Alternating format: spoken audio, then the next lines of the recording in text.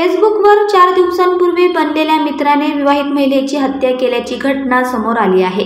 कर्नाटकातील मांड्या येथे ही घटना घडली आहे। फेसबुकवरील मैत्री, 4 दिवसांची चॅटिंग आणि एक भेट आणि हत्या असे ह्या फेसबुकवर झालेल्या मैत्रीचा प्रवास राहिला। पोलिसांनी दिलेल्या माहितीनुसार 28 वर्षीय प्रीतीने गेल्या गुरुवारी फेसबुकवर करोतीग्राम येथील रहिवाशी पुनीतला फेसबुकवर फ्रेंड रिक्वेस्ट पाठवली। काही तासातच दोघांमधील संभाषण वाढले। शुक्रवारी चॅटिंग सुरू झाली, शनिवारी फोनवर दीर्घ संभाषण झाले आणि रविवारी प्रीतीने पुनीत सोबत हसनहून मैसूरला पोहोचले। एखाद्या चित्रपटाच्या कथेप्रमाणे सगळं सुरू होतं। मैसूरला पोहोचल्यावर दोघेही शहरात फिरले आणि नंतर KRS जवळील एका लॉजमध्ये खोली घेतली।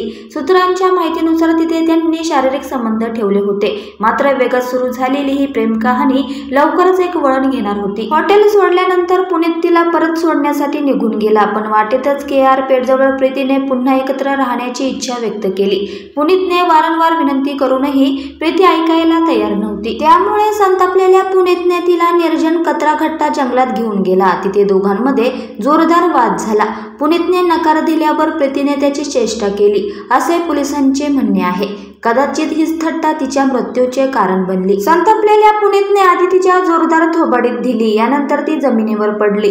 त्यानंतर पुनीतने जवळच पडलेला एक जड दगड उचलला आणि तिच्या डोक्यावर आपटला। एकामागून एक वार झाल्यानंतर काही क्षणातच प्रीतीचा जीव गेला।